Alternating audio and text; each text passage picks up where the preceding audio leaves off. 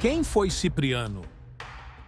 Dados biográficos do feiticeiro Cipriano, conhecido como o Feiticeiro, nasceu na cidade de Antioquia, situada entre a Síria e a antiga Arábia. Seus pais, vendo que o filho era dotado de muito talento, o que lhe permitia granjear a estima dos homens, destinaram-no ao sacerdócio dos deuses e mandaram dar-lhe toda a instrução necessária para isso. Cipriano aprendeu a ciência dos sacrifícios oferecidos aos ídolos, de modo que ninguém conhecia melhor do que ele os mistérios da idolatria.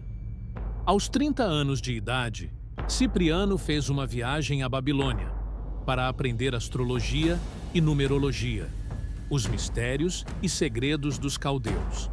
Além de empregar naqueles estudos o tempo que poderia aproveitar no conhecimento de outras verdades, Cipriano aumentou sua malícia e iniquidade quando se entregou inteiramente ao estudo da magia, a fim de conseguir, por meio desta arte, estreitas relações com os demônios, levando ao mesmo tempo uma vida desregrada, libertina, escandalosa e impura.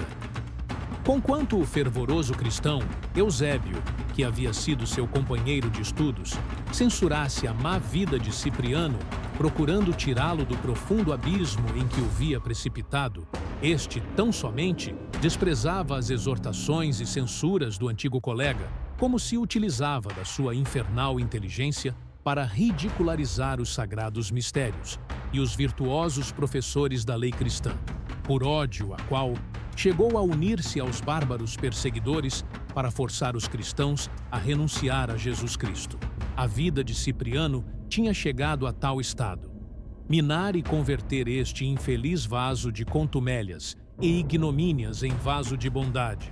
Por isso, somente a divina graça poderia operar no coração de Cipriano prodigioso milagre.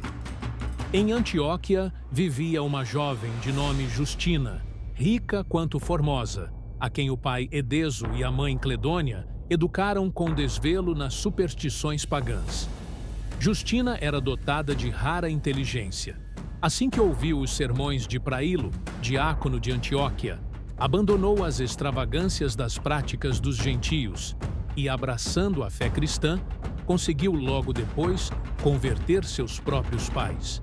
Sendo batizada, a ditosa moça tornou-se logo depois uma das mais perfeitas esposas de Jesus Cristo, consagrando sua vida ao Divino Mestre, procurando todos os meios de conservar esta delicada e preciosa virtude. Para isso, observava rigorosamente a modéstia, entregando-se às orações e ao retiro. Não obstante isso, um rapaz chamado Aglaide, logo que a viu, ficou enamorado e pediu-a aos pais para sua esposa, com o que concordaram Edeso e Cledônia. Apesar de todos os empenhos e rogos de Aglaide, Justina não concordou casar. Aglaide valeu-se então das artes de Cipriano, o qual, com efeito, empregou os meios mais eficazes da sua ciência diabólica para atender ao namorado, que era seu amigo. Ofereceu aos demônios muitos sacrifícios abomináveis, e eles lhe prometeram o desejado êxito, cobrindo logo a jovem com terríveis tentações e ameaçando-a com terríveis fantasmas. Justina, porém, fortalecida pela graça de Deus, saiu vitoriosa de todas as tentações diabólicas.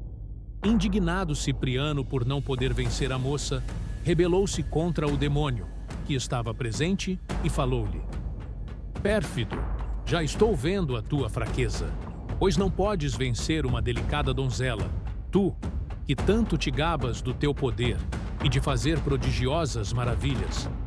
Dize-me logo o motivo desta mudança, e com que armas se defende ela para inutilizar os teus esforços?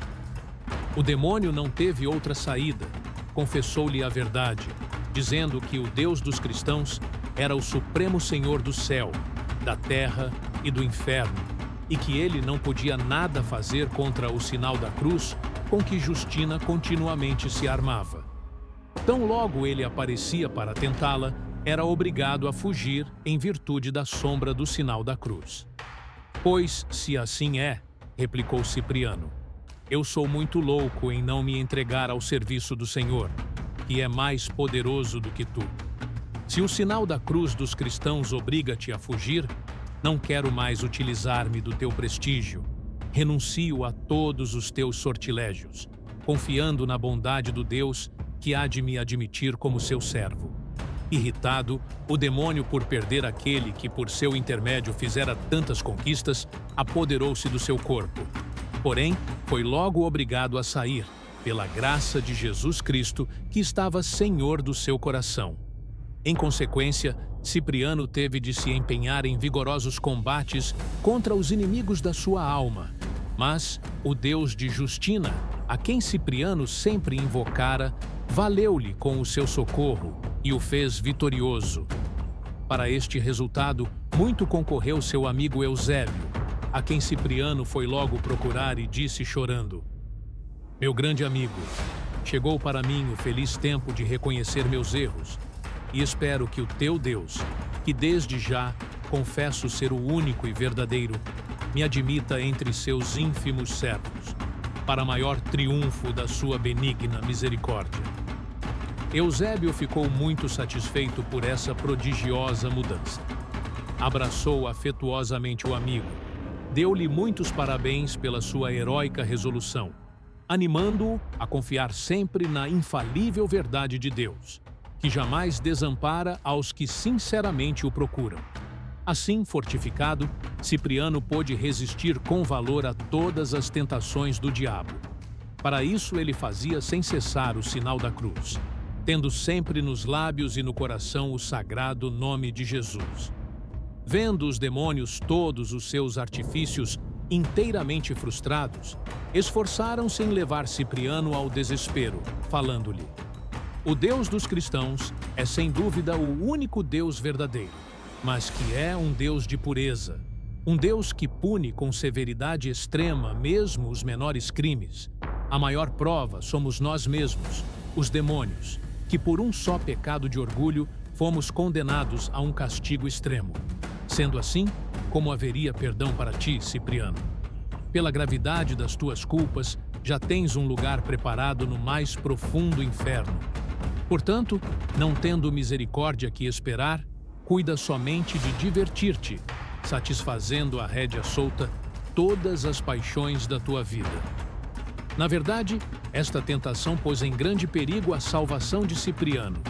O amigo Eusébio, sabedor da crise que perturbava Cipriano, animou-o e consolou-o, propondo-lhe com a benigna misericórdia com que Deus recebe e generosamente perdoa aos pecadores arrependidos, por maiores que sejam os pecados.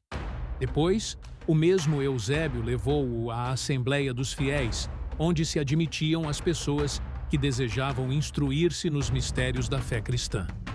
No livro Confissão, afirma o próprio Cipriano que, à vista do respeito e piedade de que estavam penetrados os fiéis, adorando o verdadeiro Deus, tocou-o vivamente no coração. Disse: Eu vi cantar naquele coro os louvores a Deus, e terminando cada verso dos salmos com a palavra Aleluia, tudo com atenção respeitosa e suave harmonia, parecendo-me estar entre homens celestes. No fim do ofício religioso, admiraram-se os assistentes de que um presbítero como Eusébio introduzisse Cipriano naquela sagrada reunião. E o bispo, que a estava presidindo, muito mais o estranhou, pois não julgara sincera a conversão de Cipriano. Porém, este desfez todas as dúvidas, queimando todos os seus livros de magia e ingressando no grupo dos catecúmenos, depois de haver distribuídos todos os seus bens aos pobres. Estando suficientemente instruído na doutrina cristã, Cipriano foi batizado pelo bispo, juntamente com Aglaide, o apaixonado de Justina, que, arrependido da sua loucura, quis emendar a vida e seguir a fé verdadeira. Comovida com esses dois exemplos da divina misericórdia, Justina cortou os cabelos em sinal de sacrifício que fazia a Deus da sua virgindade, e repartiu também pelos pobres os bens que possuía. Cipriano fez grandes e maravilhosos progressos nos caminhos do Senhor. Sua vida foi um perene exercício na mais rigorosa penitência. Muitas vezes, foi visto prostrado por terra, a cabeça coberta de cinza, rogando a todos os fiéis que implorassem para ele a divina misericórdia. E para mais se humilhar e erradicar sua antiga soberba, obteve, depois de muitos rogos, que se lhe desse o emprego de varredor do templo. Cipriano morava em companhia do presbítero Eusébio, a quem venerou como se fora seu pai espiritual. O Divino Senhor, em reconhecimento do bom proceder e humildade, concedeu-lhe a graça de fazer milagres. Sua eloquência concorreu para a conversão à fé de muitos idólatras. Servindo-se do seu famoso escrito Confissão, no qual fez públicos seus crimes e excessos, animava a confiança tão somente dos fiéis, como também dos pecadores. Por isso, a fama das conquistas que Cipriano fazia para o reino de Jesus e o seu zelo chegaram aos ouvidos dos imperadores. Diocleciano, que então se achava em Nicomédia, informado dos milagres de Cipriano e da santidade de Justina, deu ordem ao juiz Eutolmo, governador da Fenícia, para que prendesse ambos. Conduzidos à presença do juiz, Cipriano e Justina responderam e confessaram com tanta eloquência a fé em Jesus Cristo que pouco faltou para converterem aquela autoridade. Entretanto, para que não supusessem que ele favorecia os cristãos, o juiz mandou açoitar com 2 cordas Justina e rasgar com grampo de ferro as carnes de Cipriano. Esse cruel suplício causou horror entre os presentes. Vendo o déspota que nem as promessas, nem as ameaças, nem o terrível suplício abatiam a constância dos dois, mandou atirar cada um em uma grande caldeira cheia de alcatrão, banha e cera fervente. Mas a súbita serenidade que se via nas faces e nas palavras dos mártires indicava que nada padeciam naquele tormento. Percebia-se que mesmo o fogo, debaixo das caldeiras, não tinha o mínimo calor. À vista disso, um sacerdote dos ídolos, de nome Atanásio, que por algum tempo fora discípulo de Cipriano, julgando que todos aqueles prodígios eram provocados pelos sortilégios do seu antigo mestre e querendo ganhar reputação maior entre o povo, invocou os demônios nas suas cerimônias mágicas e lançou-se na mesma caldeira de onde Cipriano foi tirado. Porém, logo morreu queimado, com as carnes despregadas dos ossos. Este fato produziu grande perplexidade nos presentes, e quase aconteceu na cidade um motim em favor de Cipriano. Intimidado, o juiz resolveu enviar os mártires a Diocleciano, informando o imperador de tudo quanto acontecera. Lendo a carta, Diocleciano, sem mais formalidades de processo, ordenou que Cipriano e Justina fossem degolados. A sentença foi executada no dia 26 de setembro, às margens do rio Galo, que atravessa a cidade de Nicomédia. Chegando naquela ocasião, um bom cristão de nome Teotisto, a falar em segredo a Cipriano, foi também condenado e degolado. Esse homem era um marinheiro que, vindo das costas da Toscana, desembarcara próximo à Bitínia. Os seus companheiros eram também todos cristãos, e sabendo do acontecido, vieram durante a noite recolher os corpos dos 3 mártires e os levaram para Roma, onde ficaram ocultos na casa de uma piedosa senhora, até o tempo de Constantino Magno, quando foram transladados para a Basílica de São João de Latrão. Em uma das suas melhores orações, Gregório Nazianzeno, elogiando os 2 mártires, Cipriano e Justina, convida tão somente as virgens, como também as casadas a que imitem a jovem mártir. Diz o doutor, sendo ela furiosamente acometida, o candor da sua pureza pelos impulsos dos homens lascivos e sugestões dos demônios impuros, recorreu às armas da oração e mortificação, macerando o corpo com jejuns, invocando com fervor e humildade o auxílio de Cristo. Valham-se, pois, das mesmas armas, quando se virem tentadas pelo poder das trevas. O Senhor certamente as defenderá, para que as trevas sejam vencidas, como também para que, com maior mérito, recebam a coroa da vitória. Por fim, Gregório Nazianzeno propõe o exemplo de Cipriano, cuja admirável conversão servirá de estímulo e de conforto aos pecadores, por mais carregados que estejam de inumeráveis e pesadas culpas, incutindo-lhes confiança na divina misericórdia, pela virtude da sua graça, pode abrandar os corações mais duros, reduzindo-os logo ao exercício de sincera penitência, e levá-los depois a um sumo grau de eterna glória.